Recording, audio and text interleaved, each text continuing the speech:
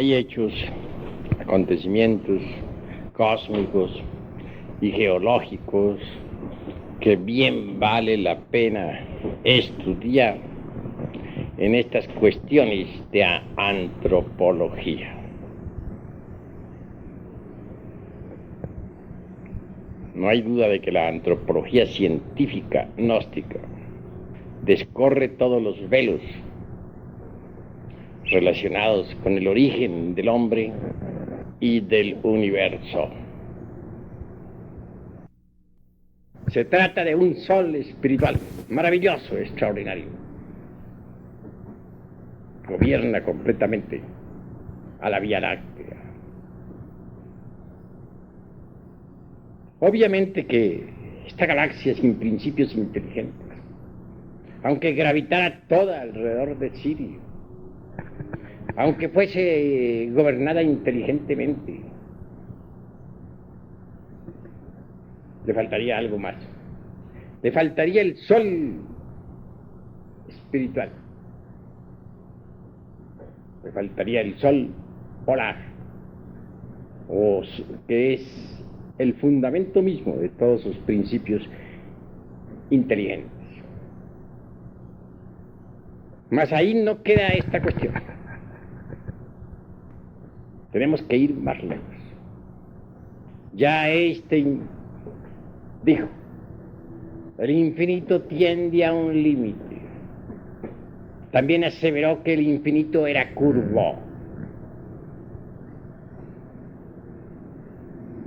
No hay duda de que existen muchos infinitos.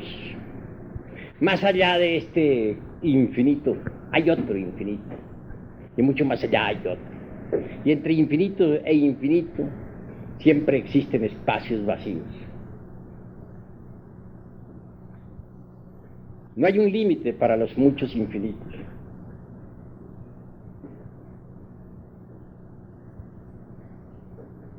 Nuestro infinito, el infinito que yo llamaría de Einstein, puesto que fue él mismo quien dijo, el infinito tiende a un límite. Tiene alrededor de 100.000 galaxias, con un promedio de 100.000 soles cada uno, y sus millones de mundos. Esto es lo que alcanza a percibirse con los telescopios. Mas en verdad que este infinito en el que vivimos nosotros necesita de principios soberanos, inteligentes, que lo coordinen para evitar en lo posible colisiones y fracasos de toda especie. Afortunadamente existe el sol central, el sagrado sol absoluto. En este sagrado sol absoluto están las inteligencias directrices de todo este infinito, en el que, repito, vivimos, nos movemos y tenemos nuestro ser. Sí, pues la inteligencia gobierna todo el cosmos, en lo infinitamente grande y en lo infinitamente pequeño, en el macrocosmos y en el microcosmos, en un sistema de mundos y en un panal de abejas o en un hormiguero. La inteligencia cósmica reside precisamente en cada partícula de esta gran creación.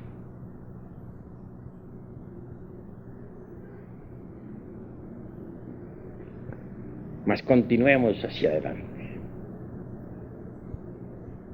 Vivimos nosotros aquí, como ya dijimos, en un pequeño planeta del infinito universo. Un pequeño mundo que gira alrededor del séptimo sol de las Pléyades. Tiene su mecánica gobernada por principios inteligentes,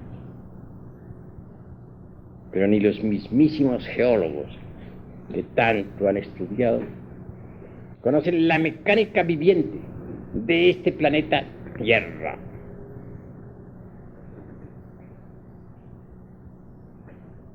Siempre se ha creído, por ejemplo, que los continentes en los cuales existimos son fijos, firmes, inamovibles.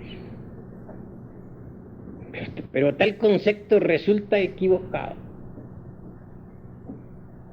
Bien saben los científicos gnósticos que este planeta más bien se parece a la construcción de un huevo que a una masa firme. Si observamos un huevo de ave, veremos que tiene una yema que es movible y que se sostiene sobre una clara o sustancia pastosa o fluídica. Lo mismo sucede con nuestro mundo, Tierra. En verdad que sí tiene la forma de un huevo. Los continentes son como la yema, sosteniéndose sobre una sustancia clara, pastosa, fluida, gelatinosa, etc. Esa yema no está quieta, se mueve, gira sobre un eje periódicamente. Un día pudo la América y la Europa estar juntas y ahora están separadas, etc. Eso es lo que dicen los antropólogos materialistas sobre la Pangea, pero desconocen los verdaderos ritmos, el verdadero movimiento periódico y la verdadera historia geológica de esa cosa que ellos llaman la Pangea. Son todavía verdaderos estudiantes de kinder que nada saben sobre geología.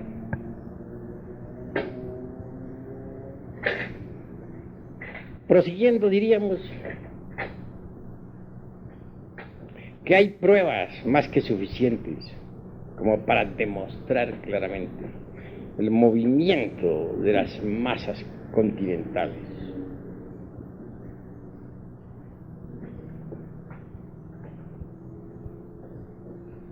Un día existió la Atlántida en el océano que lleva su nombre, continente que ha sido puesto en tela de juicio por los cerdos del materialismo, pero que ha sido debidamente demostrado y en forma concluyente por los verdaderos sabios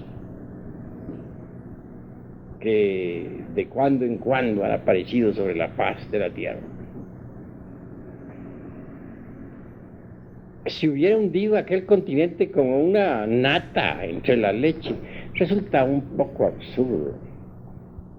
Aseveración necia de los ignorantes ilustrados, que no solamente ignoran, sino que además ignoran que ignoran.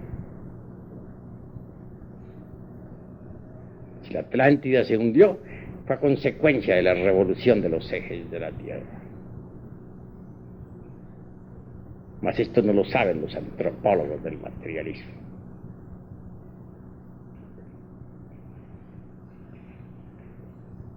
Esa catástrofe de la Atlántida dejó en mala situación a los actuales continentes. Observen ustedes las Américas y verán que del lado del Pacífico se inclinan como queriendo hundirse en el océano mientras se levantan del lado oriental. Es algo similar a lo que pasa con un barco. Nunca se hunde verticalmente, siempre del lado. La misma cordillera de los Andes se carga hacia el lado del Pacífico. Obsérvese luego la Europa. No hay duda de que por el Mediterráneo quiere hundirse, está más sumergida, más baja. Y todos esos países bajos están inclinados hacia el mar, hacia la profundidad. También vemos eso mismo en Alemania y en Rusia. Miremos nosotros, por último, al continente asiático. Está inclinado, como queriendo hundirse por el mar de las Indias. Así que los continentes quedaron averiados con la gran catástrofe atlántica, que desequilibró verdaderamente la formación geológica de nuestro mundo Tierra. Hemos hablado mucho de soles y de catástrofes y de todo por el estilo. Los soles de Anáhuac es algo que nos invita a la reflexión. Los soles náhuatl son interesantísimos. El sol del fuego, el sol del aire, de las aguas, de la tierra. Marcan catástrofes cósmicas tremendas. Se dice que los hijos del primer sol que perecieron, devorados por los tigres. Claro está, los tigres de la sabiduría.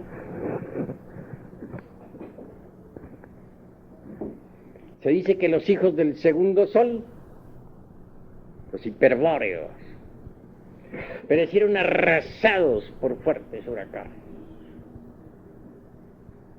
Se refiere a esa humanidad que vivió alrededor de esa herradura, que está alrededor precisamente del Polo Norte. Se afirma que los hijos del tercer sol perecieron por sol de lluvia de fuego y grandes terremotos.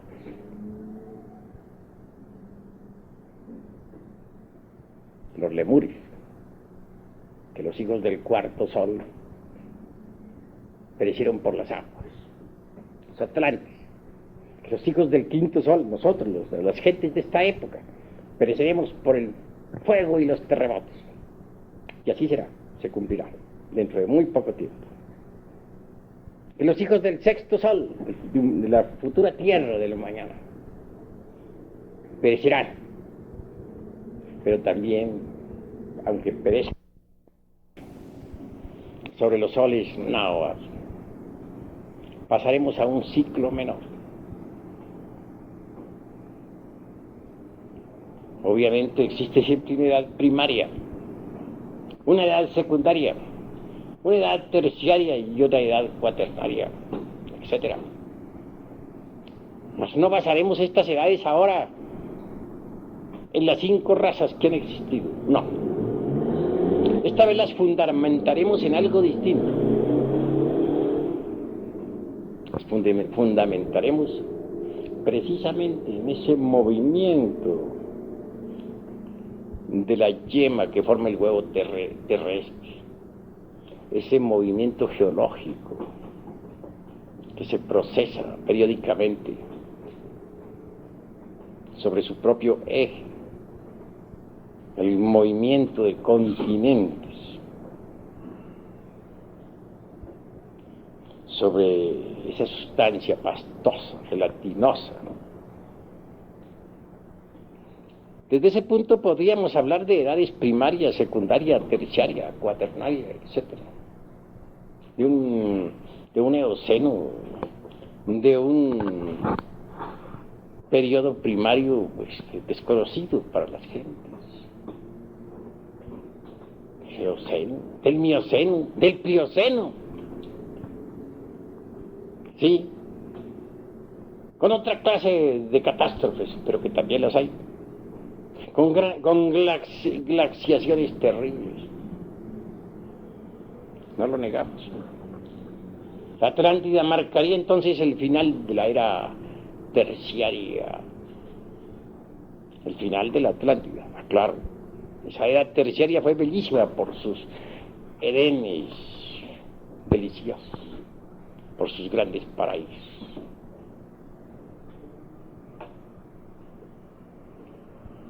Ha habido varias glaciaciones, No hay duda de que nos acercamos hacia otra glaciación.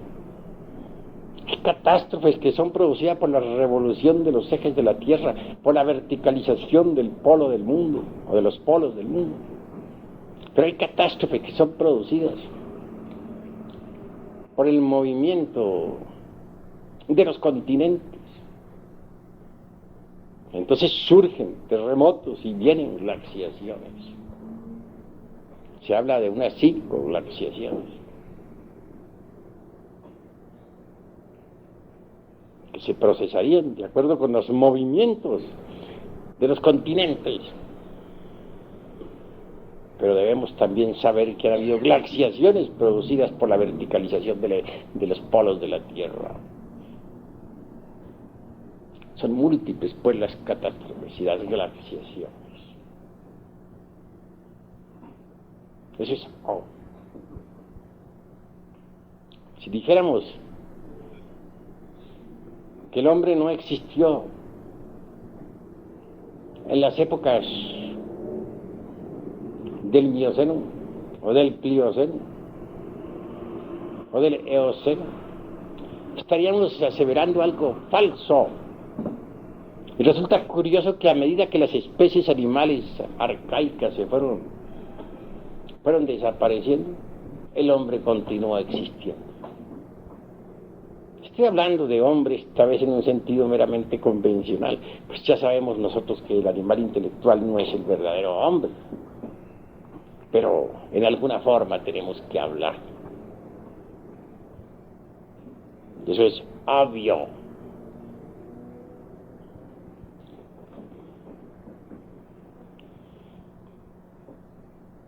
Que han habido cambios terribles, sí los ha habido. Pensemos nosotros, por ejemplo, esa raza humana que surgiera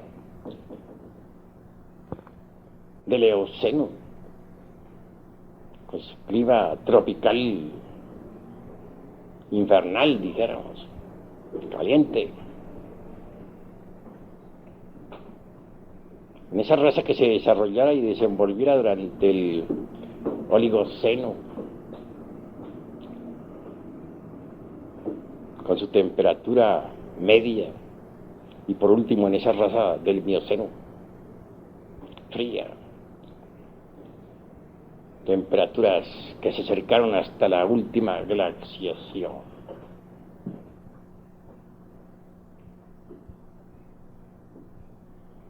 Lo interesante es que a pesar de tantas glaciaciones y catástrofes continúen los seres humanos existiendo. Que existe el hombre paleolítico todavía, increíble pero cierto. Y desaparecieron todas las especies animales de los tiempos arcaicos. Los enormes reptiles del Mesozoico.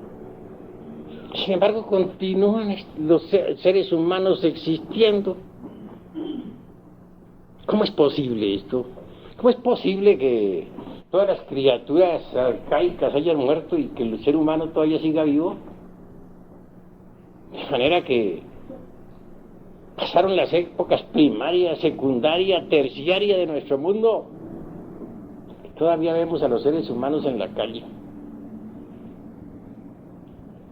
Esto nos da autoridad más que suficiente como para decirle al señor Darwin y a Mr. Huxley y al señor Haeckel, que tanto daño hizo a la humanidad con sus teorías materialistas, que el ser humano existió desde mucho antes de la época paleolítica.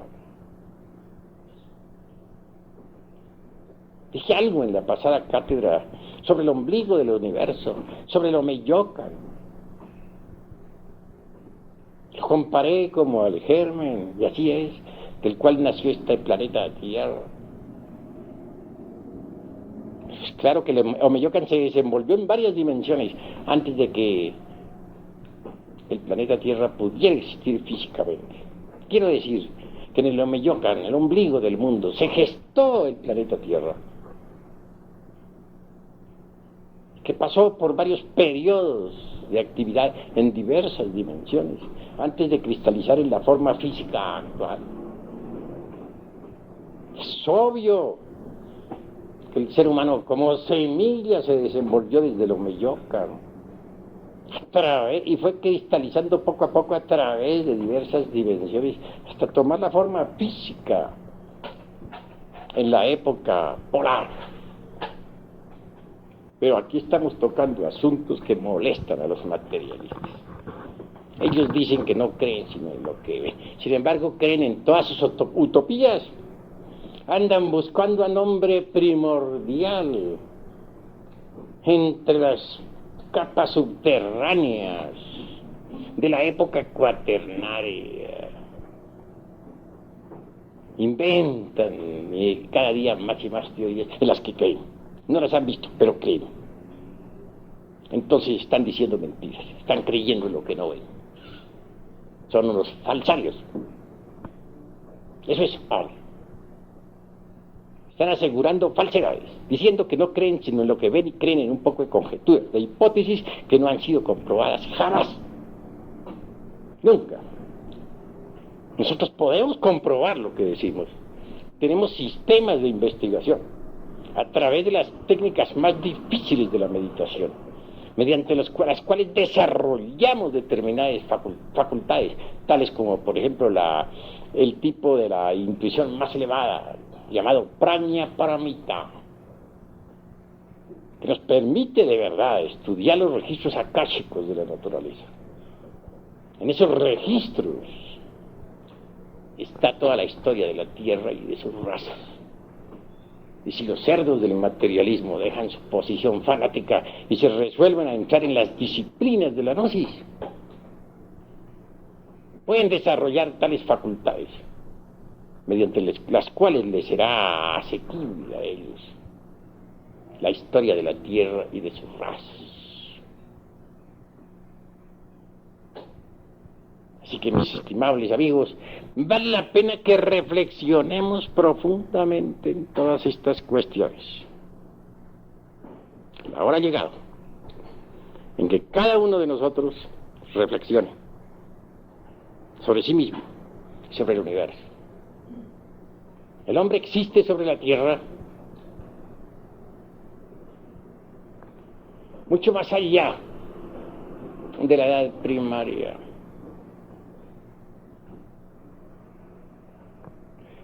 Mucho más allá de la época paleolítica.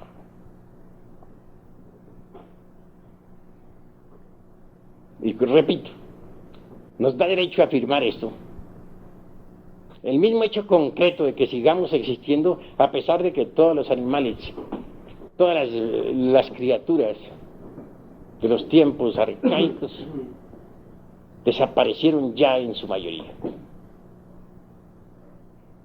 Si eso es así, tenemos derecho para decir que somos tan antiguos como la Tierra, como la naturaleza. Porque hechos son hechos, y ante los hechos tenemos que rendirnos. Si no hemos perecido, si no hemos desaparecido del escenario del mundo, a través de tantas catástrofes y a pesar de que todas las criaturas de los tiempos mesozoicos se acabaron, entonces tenemos derecho a decir que somos criaturas especiales, que existimos sobre la Tierra antes de que esas criaturas del Plioceno o de los tiempos mesozoicos hubieran aparecido sobre la Tierra. Ese derecho nos lo da el preciso derecho de existir. El hecho concreto de que han pasado eternidades y continuamos vivos. Murieron las criaturas contemporáneas de nosotros. Sin embargo, aquí estamos vivos. Todos perecieron, pero nosotros seguimos vivos. Por lo tanto, tenemos derecho a reírnos en las narices de un Huxley, o de un Darwin, o de un Haeckel, personaje que fue tan fatal para la humanidad y que su nombre se borre de la historia y que nunca se escribe en las calles, como dijera Hall.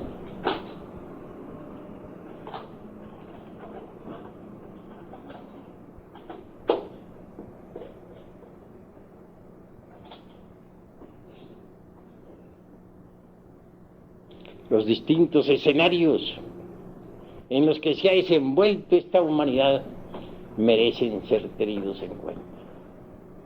Cuán sabios son los soles maravillosos de los náhuatl. No solamente contemplan a aquella raza que fue devorada por los tigres de la sapiencia, sino también a los hiperbóreos que perecieron arrasados por fuertes huracanes, y a los lemures que perecieron por sol de lluvia de fuego y grandes terremotos,